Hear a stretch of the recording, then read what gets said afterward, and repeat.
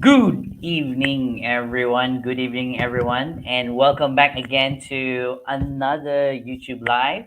And yes, I love the topic in this YouTube Live. And if you are here and watching, please say hi, introduce yourself, and yes, it's November 1. We have 60 days left until the end of the year. Wow.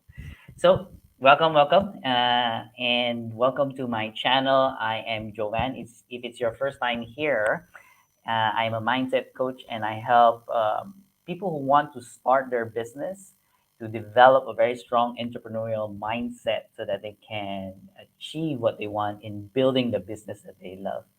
Hello, Relin. Hi. We have Nguyen Du, we have Nguyen Dang, Yen Yi, we have Hani here.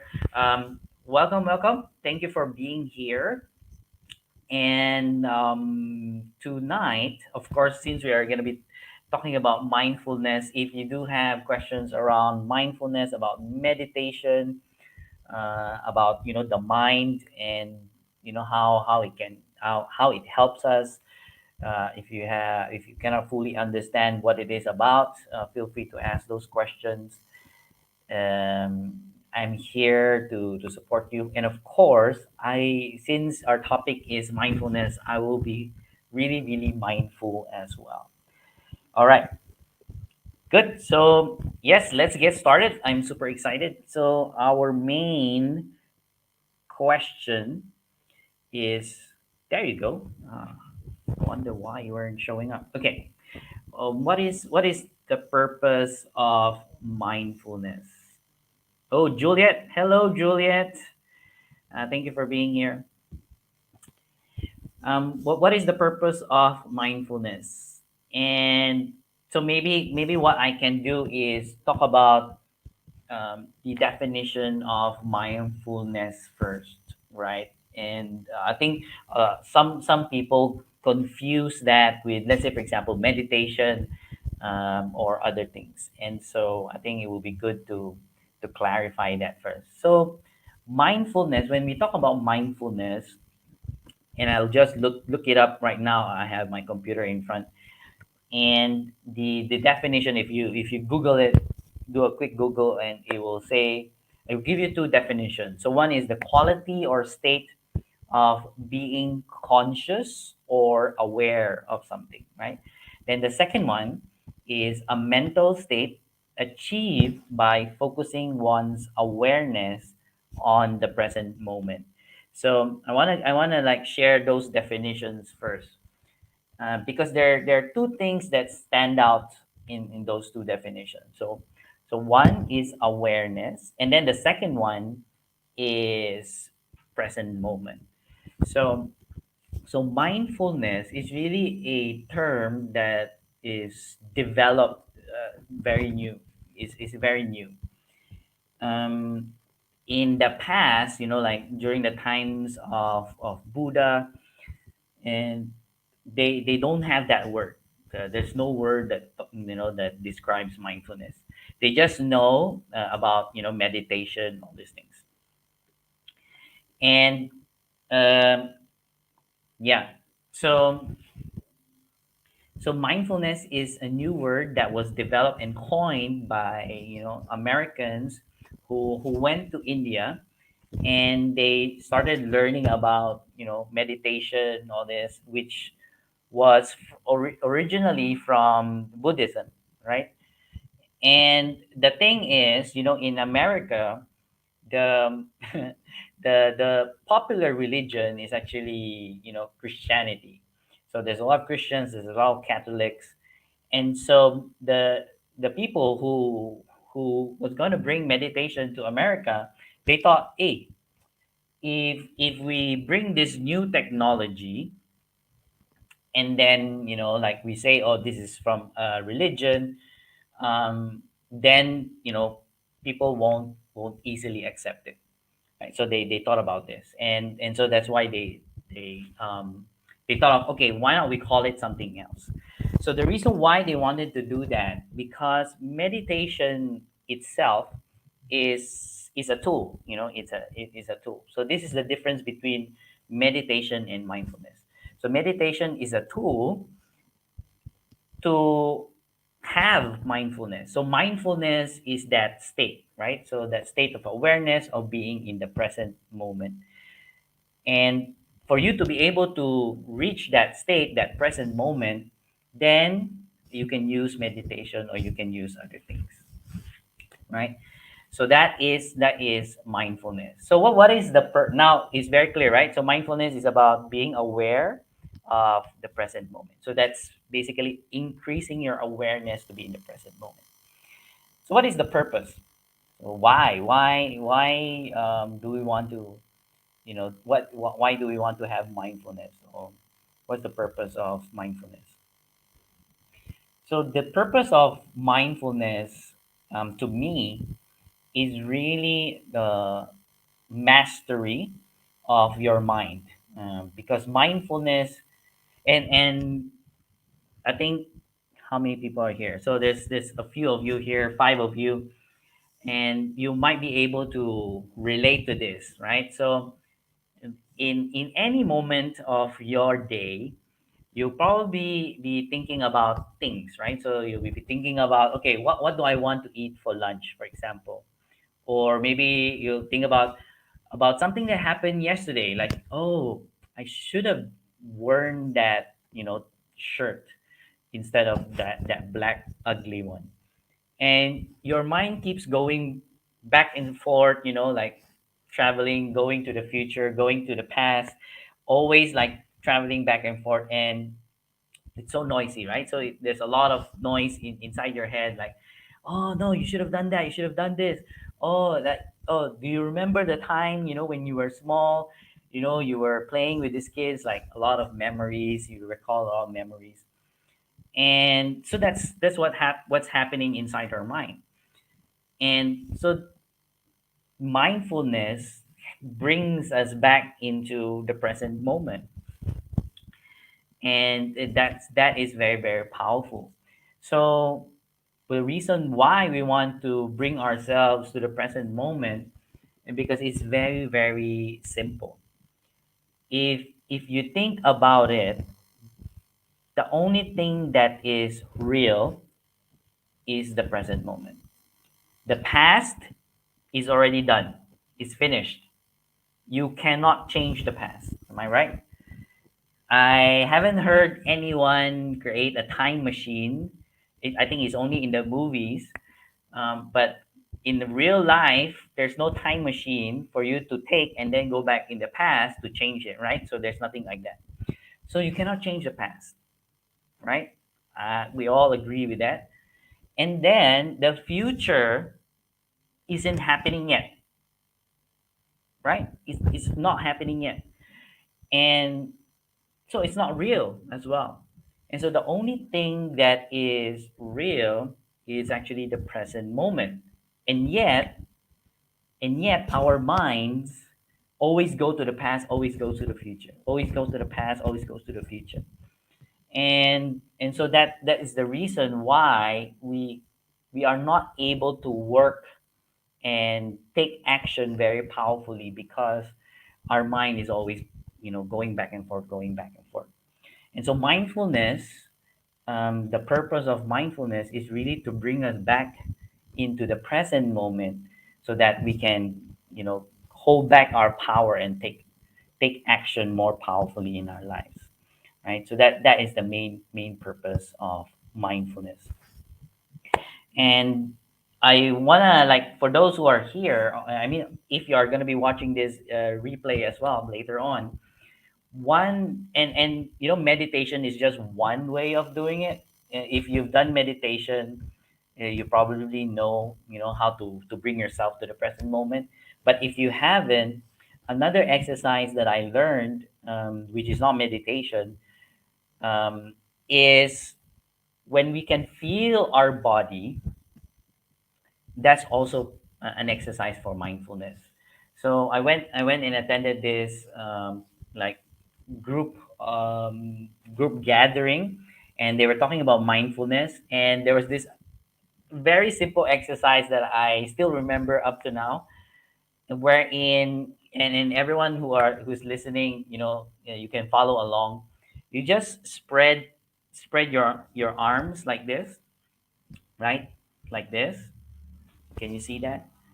And then as fast as you can, I want you to bring both of your hands together. It's like clapping, right? It's like clapping. So from here, as fast as you can, you do this. Okay, let's do it together. Okay. One, two, three.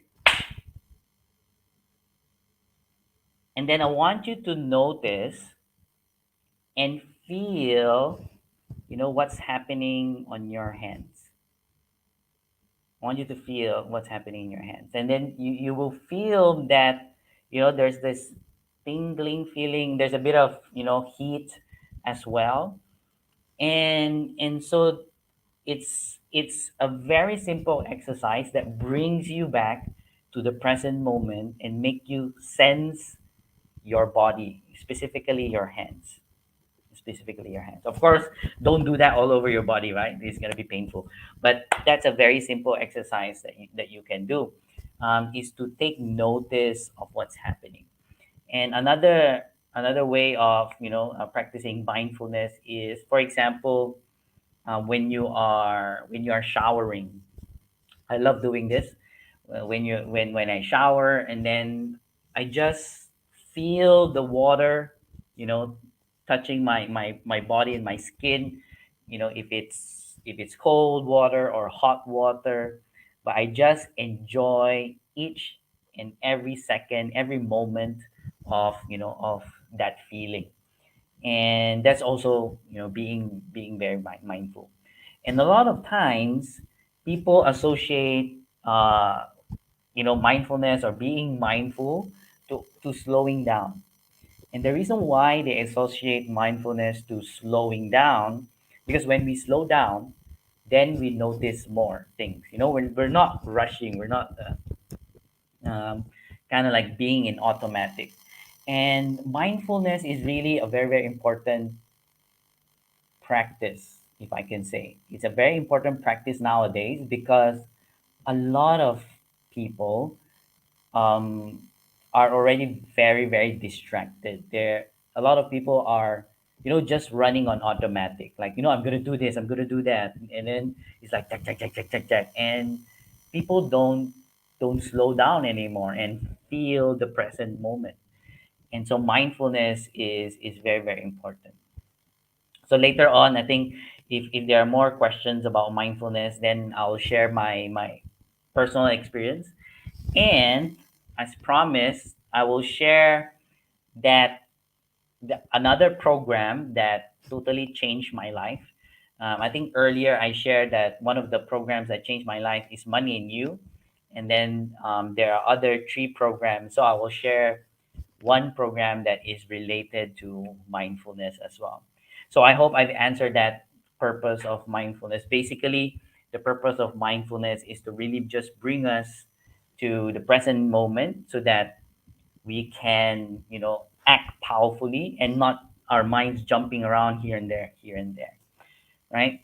So yeah, and let me just quickly say hi to everyone who has joined. So Letty is back. Hi, Letty.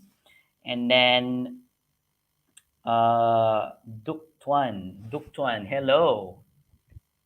Yeah, I hope I pronounced your name right. Okay, and we have Letty. Okay, good, good, good. Christy is here as well. Christy, and hello, Christy. Oh, Christy was the one who won the free coaching session last week. So congratulations again, Christy, and welcome back. And then we have Annalyn Bontilao. Hello. Wow. Thanks for joining. Okay. Good. So let me continue answering the questions, and I just became aware because I was like going on automatic. I was going on automatic, and I acknowledge that I haven't changed my state, and so that's why I think that's why I wasn't flowing in terms of sharing. So I need to change my state. Ching. And those who are regular here know what this is already. And I changed into my professor mode. Okay, now we're back. Okay, good. Okay, it's good to be aware. All right, good. Let's answer some more questions. And uh, Honey, welcome back, Honey. Always here and asking questions, very active. So how can I acknowledge that I'm in mindfulness? So I think is what Hani is asking is that how do you know that you are mindful? Am I right? So yeah, please feel free to correct me if I didn't understand the question correctly. So how can you acknowledge that you are already mindful? And this is very interesting thing, and because our mind is very funny, right? So one, there is that little voice that continuously to talk, right? So it's our mind is very noisy. And if you are new to this, you're probably asking, hey, Coach Jovan, what little voice are you talking about? And that's what I'm talking about. That voice is that's talking inside your head. That's the one. So if you actually keep quiet and pause, you will hear it. So we have that little voice, like some people call it the monkey mind. I call it little voice, and then other people call it in different terms. But that one, we have that.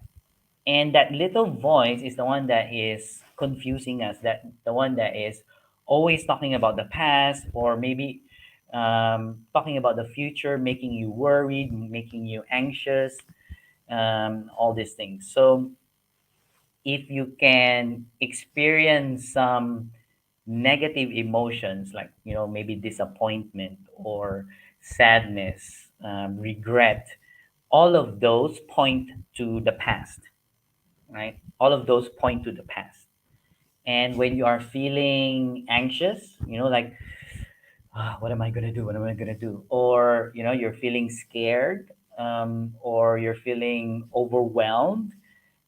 This is pointing to the future, meaning you're thinking a lot about the future. Your mind is like hanging out in the future. And so that it is quite easy to identify if you're not mindful, right? Because you have all of those emotions. But when you are feeling relaxed, but when you are feling grateful, when like when you are feeling at peace and happy, and that is are very good signs that you are actually aware of your present moment. You are being mindful, very mindful of yourself. So so that is how you can notice and acknowledge that you are in mindfulness, right? So I hope I've answered that question, honey. Good. If you have additional questions, feel free to comment again. Letty ask, and if you are new here, please to support the channel, and so that I can reach out to more people. Please do subscribe, like, and click the button as well, so that you can note get you can blah, blah, blah, blah, blah, blah. Blah, blah, blah, blah. Okay, I think I need water. My tongue is getting tied a lot. Yeah, so click the bell button so you get notified in the future. Yes, who else is here? Bing Tanan is here. Okay, let me answer this question from Letty. So Letty asked, "What does being calm look like and mean to you?" Wow.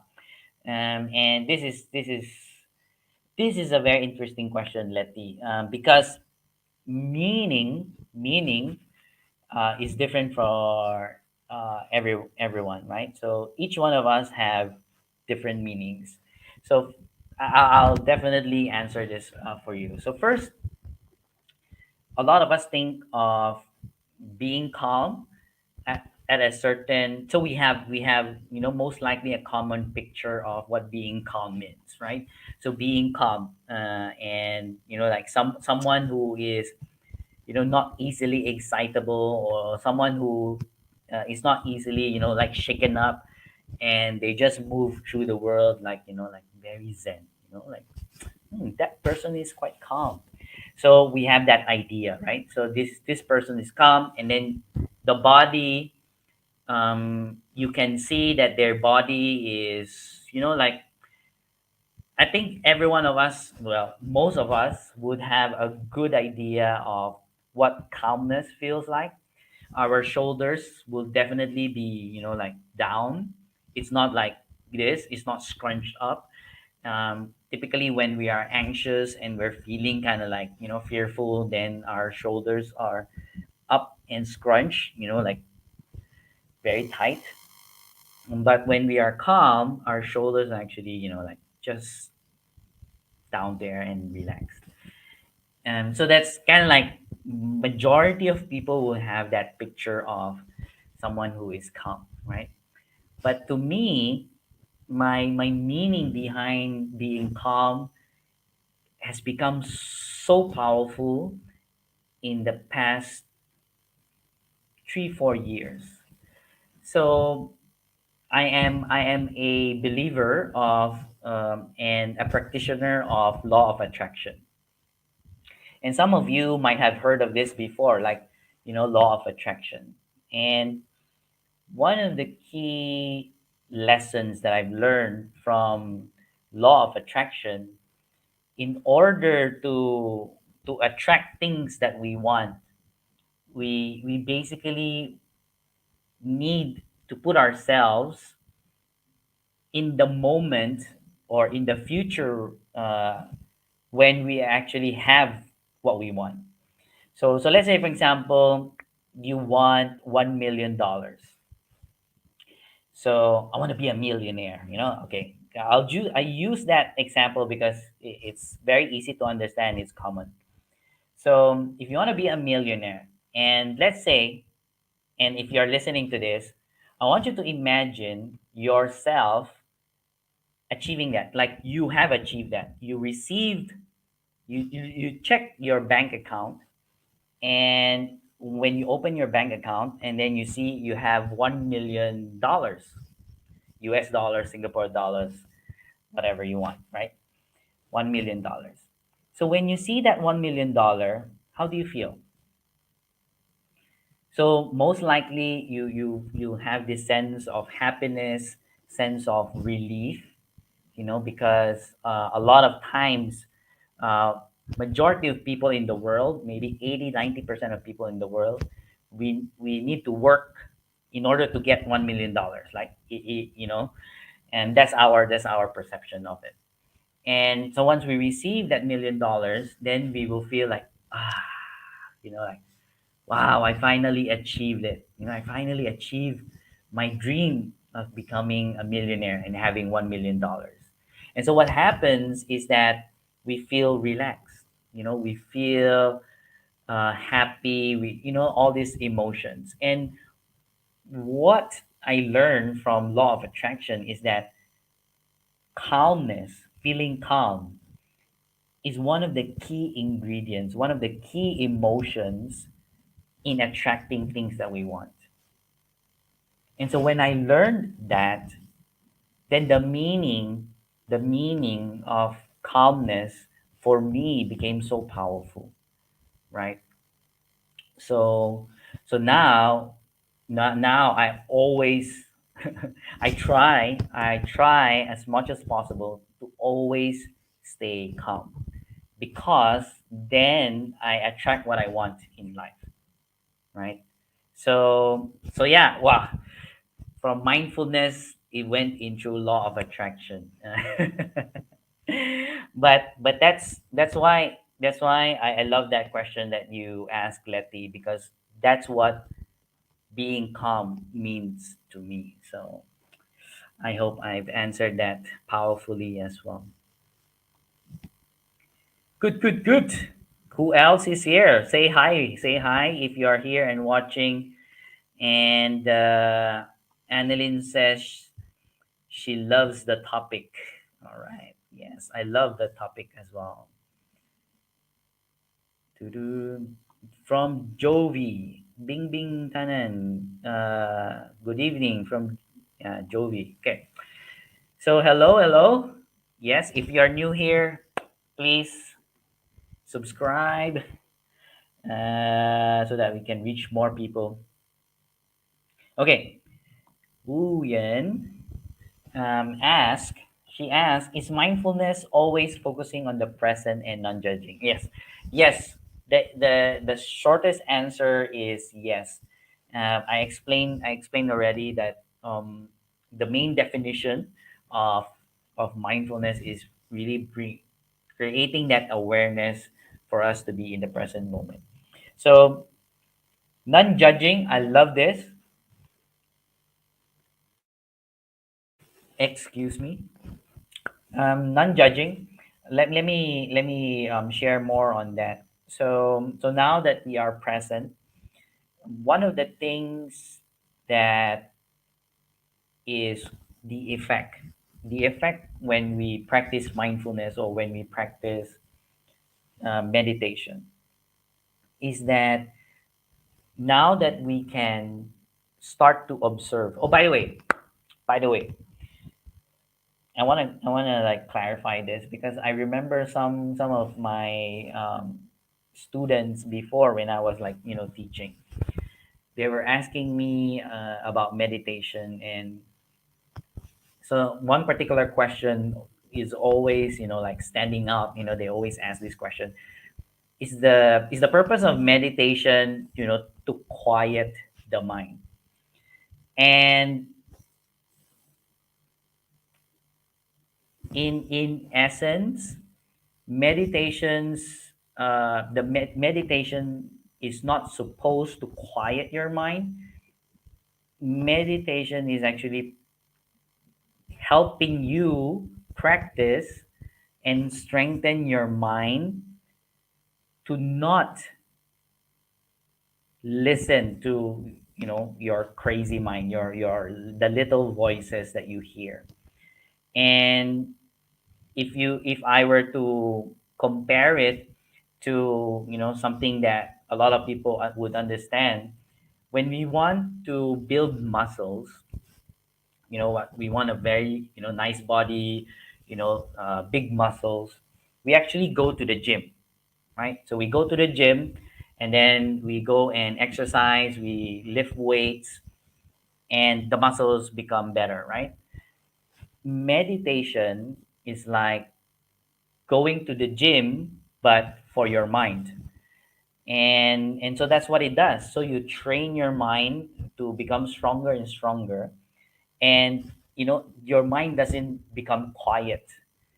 It's just you're able to manage your mind so that it is not too noisy and you're not entertaining that little voice, right? So I want to clarify that when it comes to meditation, because I think people have a wrong perception or wrong expectation from meditation. So a lot of people, not a lot, some of the people that I meet, they stop meditation because they feel it's not working. uh, yeah, so it's not supposed to be like that.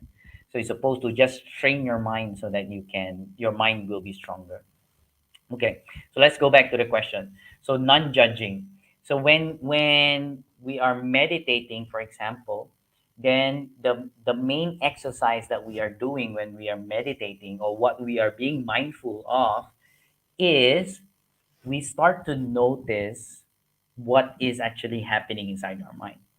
So whether you hear the voices, or maybe you see pictures, or you see a movie, whatever is happening inside your mind, what we are practicing when we are being mindful or when we are meditating is we start to observe it. We start to separate ourselves from what is happening inside, right? And which is very interesting because I started talking about the little voice, right? So because I'm very auditory, so I can relate a lot with when it comes to voice. So when I started learning about mindfulness, so they started talking about little voice. And so one key distinction is that if you can hear the little voice, right? If you can hear the little voice, then who is listening? So who is the little voice and who is listening, right? So that was mind-boggling to me. It's like, yeah, oh my God, am I crazy? Is there a lot of personalities inside my head? So one is talking and then one is listening. But that's exactly it. Like there is this other self that we have, which is the one that is observing, which is the one that is listening. So that's the fascinating thing, right? So our mind, there is that part of our mind that is very noisy, and then blah, blah, blah, going to the past, going to the future, going to the past, going to the future. And then there's a part of our mind that is just observing. So it's like the boss, like how bosses just observe things and then like strategizes. So that is a part of our mind. And so that part is is the one that you want to develop, because that part just observes, it doesn't judge, right? And so that's one of the benefits when you practice mindfulness or when you practice meditation. And then you start to just you know become very very good at noticing, very good at observing, not only inside but also outside, right? And so that's the main purpose of one of the main purpose of mindfulness as well. All right, thank you for that question, very good question. So non-judging, good. All right, come on, bring those questions, come on, let me hear those questions if you have. And if you are here just joining us, feel free to say hi, and so that I can greet you. Okay, all right. Just looking at who else is here. So Yenny asked, "What is mindfulness, and why do we need to practice it?" So yeah, so I think it's very similar to my answers earlier as well. But okay, let me share something that is really more personal for me. And I just got exposed, or I started learning about mindfulness, I think 7 years ago, 8 years ago. And uh, and it started off as like just attending a small group and really knowing about it theoretically, and then that exercise that we did, so I learned it from there. And I loved it. I love how soft and compassionate it is as a practice, and at the same time very very powerful. And so I wanted to explore more, and I wanted to go deeper. And in that group they introduced this silent meditation retreat. This silent meditation retreat, um, the name is called Vipassana. And so Vipassana is basically, the translation of Vipassana is to see things as it is, to see things as it is. And then from of course I researched it, I googled it, What intrigued me in Vipassana, because they showed a video, is that they did Vipassana inside a prison. They taught the criminals how to meditate, specifically Vipassana, and their life changed. A huge percentage of them, you know they totally changed their lives, and it was so fascinating. I was like, oh wow, like I want to do that, and so what I learned from Vipassana is that it is one of the oldest and most original, I wouldn't say most, but according to them, it is the purest way of meditation that Buddha taught. But the interesting thing is that Vipassana is not, religious, or it's like what I said. Meditation is a tool, and when Buddha taught it to people, is as a tool, like a strategy on how you can be happier in life, how you can, lift up your life and get out of suffering. So that's basically the purpose of meditation when Buddha taught it. So I went, and uh, before I actually went, because it's a 10-day meditation retreat, and they have rules. So one is that it's a silent retreat, so meaning you won't speak, you won't talk to anyone. You are also not encouraged to look at the other participants, and then you cannot bring any electronic devices with you. You cannot bring any books, notebooks. You cannot write as well. So it's just you're just there as yourself. And then you also we as a participant, you will eat vegetarian food, so meaning no meat, and I love meat. And then yeah, so then finally it's like, like it's 10 days, 10 and a half days. So and interestingly, because a lot of people were telling me, it's like, wow, 10 days silent, you're not going to be talking, like, how to do that. But I wasn't worried about that. I was worried about, the vegetarian food. It's like, can I last 10 days without eating meat? so so it was like, okay, never mind, I really want to do this. And then so I signed up and I went there. And Vipassana is free, by the way. So everything, your lodging, the food is totally free. You don't need to pay for the program as well. Basically what you need to pay for is, going to that place, and then after that, it's all free. So so yeah, I was like fascinated about this thing, and then I did it. And one thing, of course, is that I got over that fear of, like, oh my god, I won't be able to eat meat for 10 days. And because, totally, like, I was able to do it. And the fascinating thing is, what happened was, a lot of the things shifted in my life after that.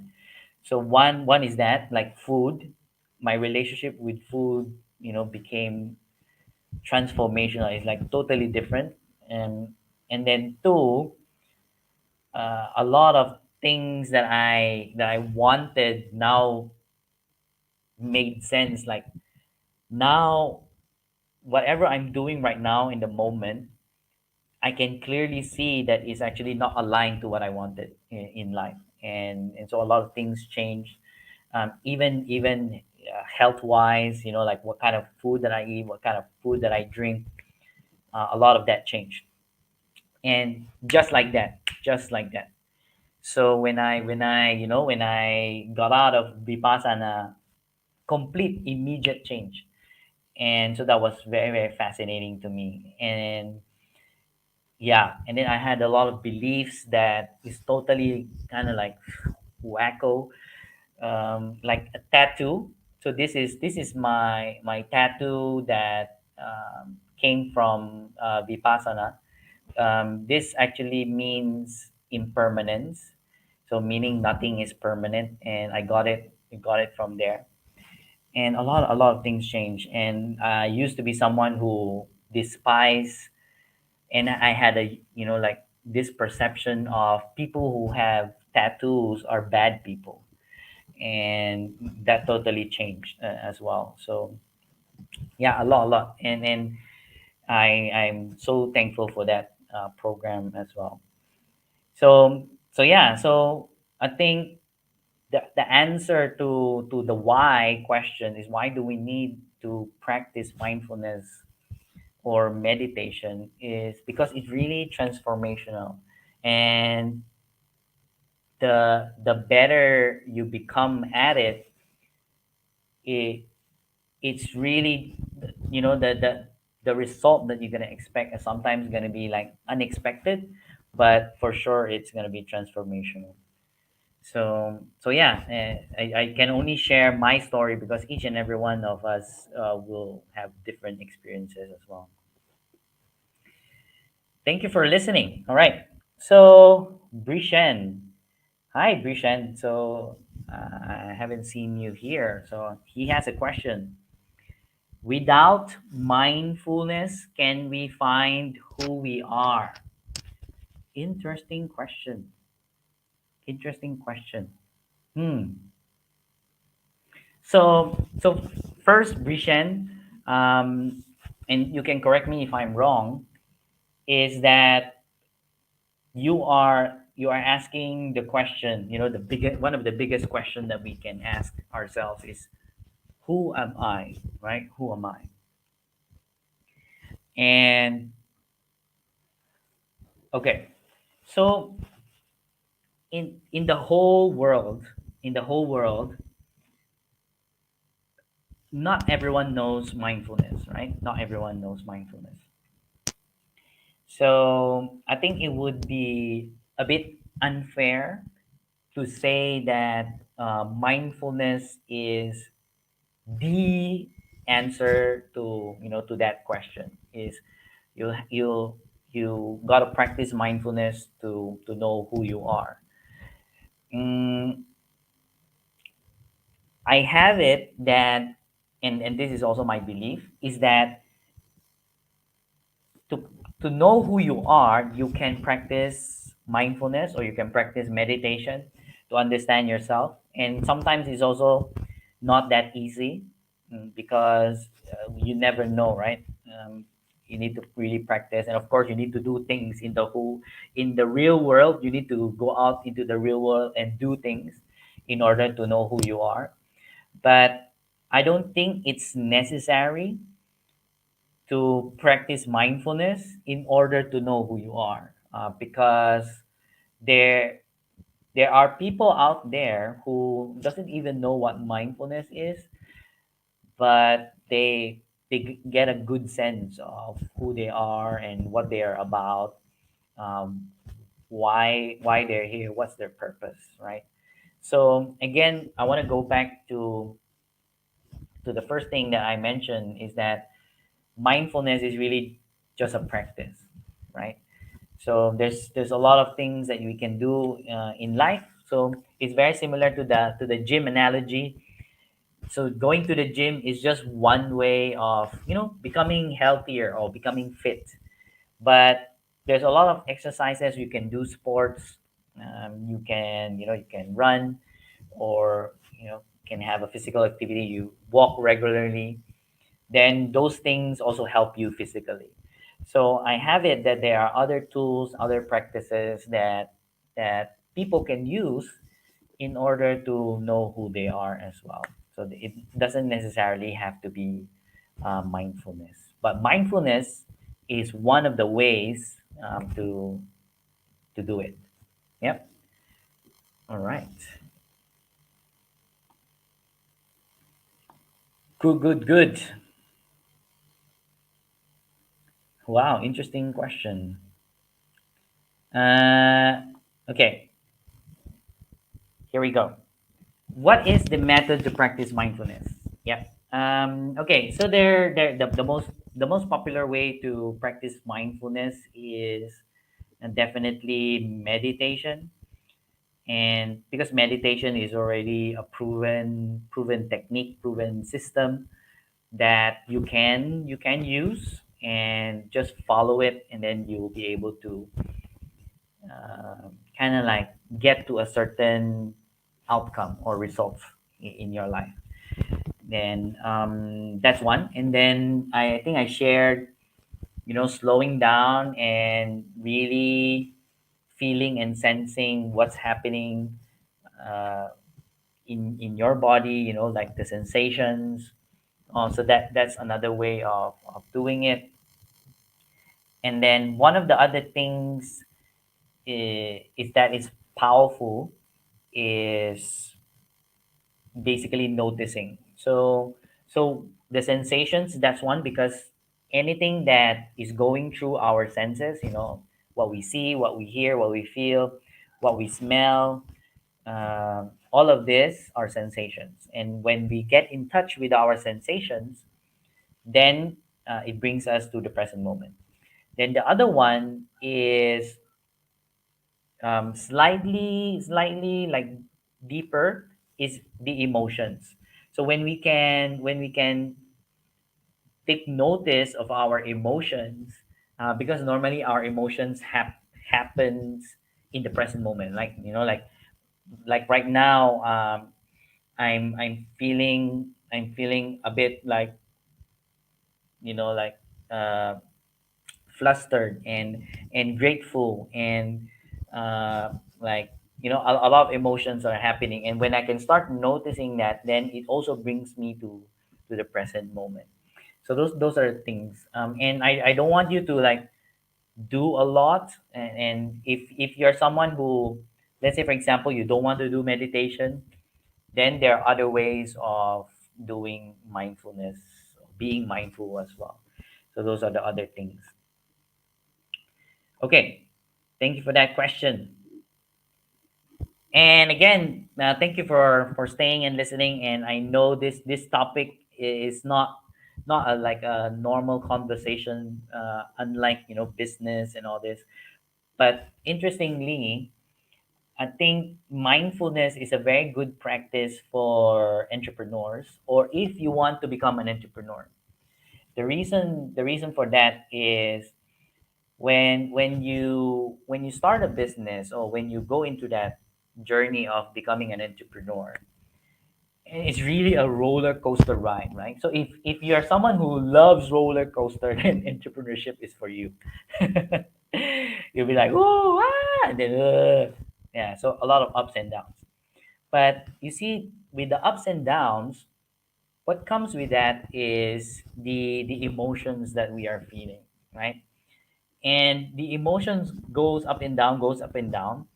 But if we are not mindful, if we are not aware, then our mind actually exaggerates the ups and downs. And I know, because I've experienced that in my life before I started to develop myself.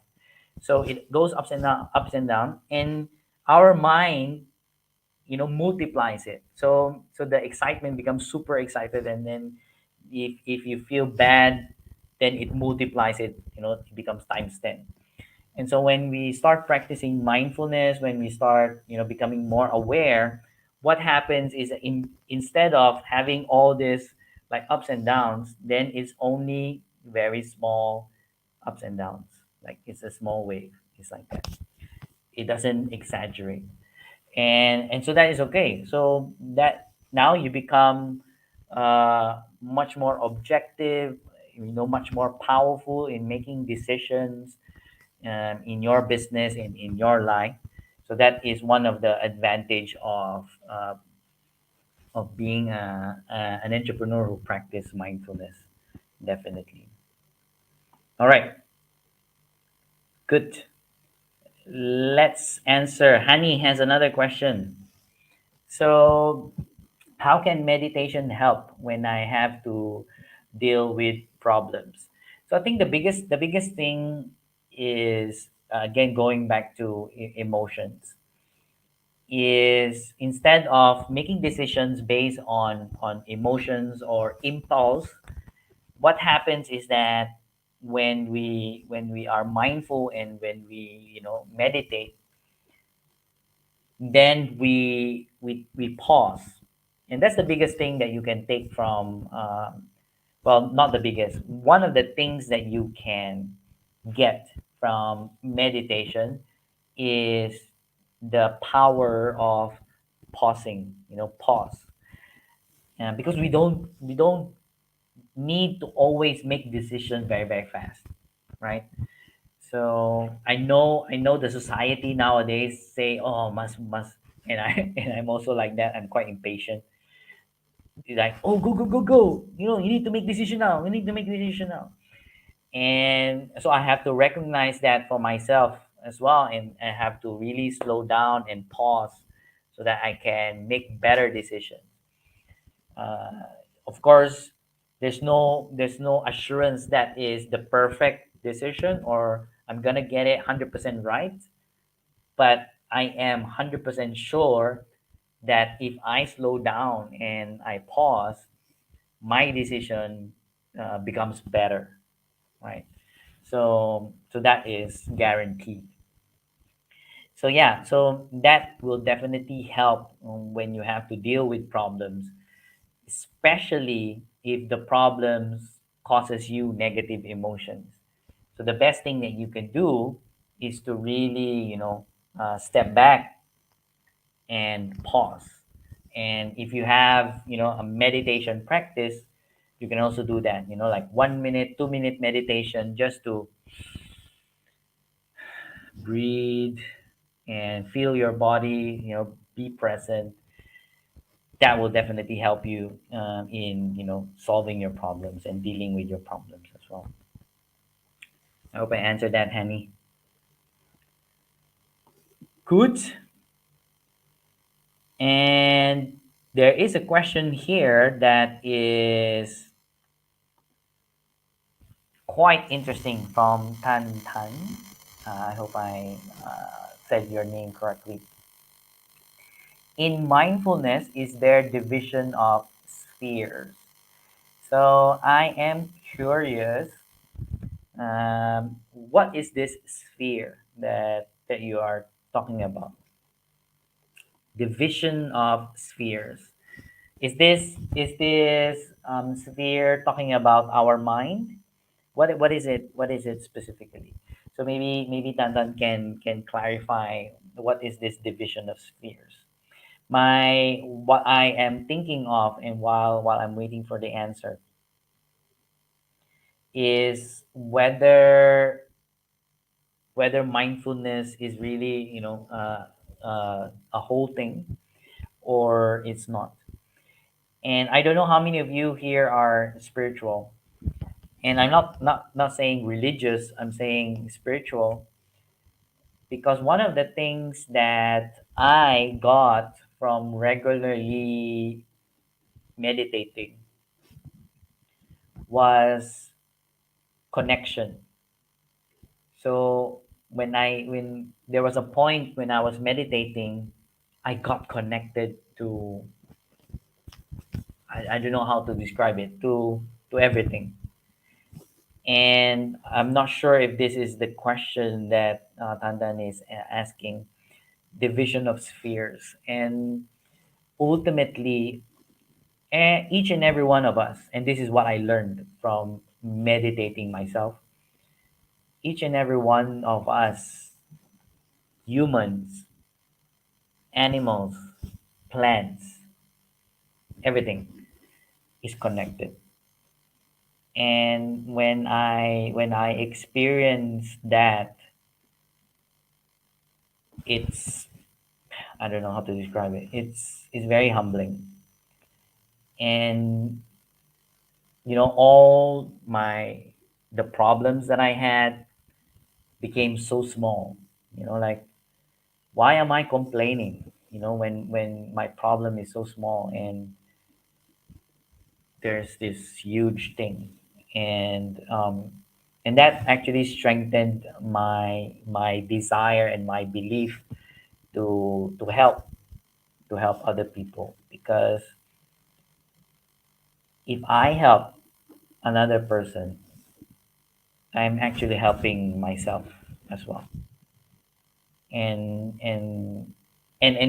you might be hearing this, and it might sound conceptual, might sound, like theoretical, but when you experience it, it's super experiential. When I experience it, I got it. Like, it's like, wow, it's the truth. And I'm sounding like, very woo woo right now. And that's why I love this topic. And because I have experienced a lot of wonderful things, practicing mindfulness, practicing meditation, and I really highly recommend it, to a lot of people. I even did, I think, a 14-day or 21-day challenge, meditating last time. So definitely I highly recommend that. So I'm not sure if that is what she's asking, whether the division is more about that. So yeah, thank you for that question. I don't see her commenting again. So anyway, so let me it's, oh wow, it's almost 10. And so let me let me just wrap up, this session. And I know it's very different from our previous, conversation, where we talk about business, we talk about marketing, we talk about, entrepreneurship, and yeah, personal development. And this is one of, kind of like, for me, one of the biggest things when it comes to personal development is really understanding ourself, our mind, because our mind is the one that is basically controlling us. There's the conscious part of our mind, and then there's the unconscious part of our mind. And the wonderful thing, and I'm going back into the meditation, going back to that practice of meditation, when we start to notice our breath, the reason why, and this is what I learned, right? The reason why we are observing our breath is because our breath is actually the one that joins the unconscious and the conscious part of our self. So let me explain that. So that we have parts of our body that we basically move consciously. So like my hands, I tell my mind will tell my hands to go up, to go down, like I can move it, right? So that's very conscious. Or maybe walk, so I can walk, I can stand up. So that is very conscious. I need my mind to actually do that. And then, um, there are parts of our body that operates unconsciously. So one of that is our heart, right? So we cannot control our how our heart beats. So it just beats tuk, tuk, tuk, tuk, tuk, tuk, continuously, and I cannot say stop, start. Yeah, right. So that works unconsciously. Same with our lungs, and same, all the other parts. And breathing is both unconscious and conscious. So meaning we cannot stop breathing because we will die. So our mind has a program for us to breathe. So even though we don't notice it, we continuously breathe, right? But we have the capability, our mind has the capability to control our breathing. We can breathe heavier, we can breathe, more shallow and slow, right? So that's why our breathing is very, very powerful, and that's what we use when we meditate. We observe our breath, because it's the connection between the conscious and the unconscious part of us.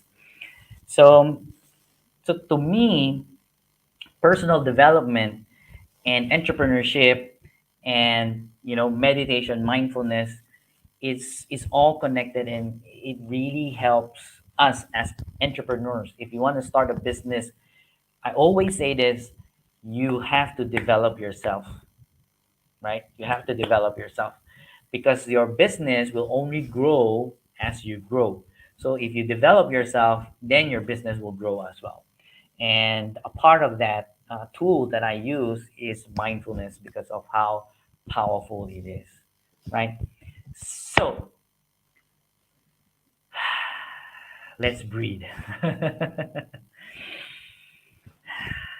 Yes, breathing is life. All right. So yeah, and I honestly can talk more about mindfulness, about meditation, about breathing, uh, because we can also control our breath in order to achieve a certain outcome and state. And I'm sure some of those who attended Money and You knows that. And that's how powerful our breath is. And so I can talk forever, but we only have 1 hour. And you know if you do want to continue the conversation, you can always go to my social media page. Like I have the Facebook, I have Instagram. Just type in my name, Jovan Medrano, and then you can reach out to me. You can message me, or you can comment, and we can continue the conversation if this is a topic that you are really interested in. I would love to have a chat with you, if you are interested in this. So, but that's it for today. And thank you very much for listening and asking questions. It's a topic that I am in love with, and something that I think in my past life I'm a monk. Hey, hello. Hello.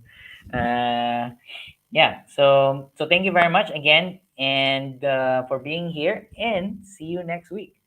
All right, I hope I have added a lot of value to you when it comes to mindfulness and this topic. See you again next week. Bye bye.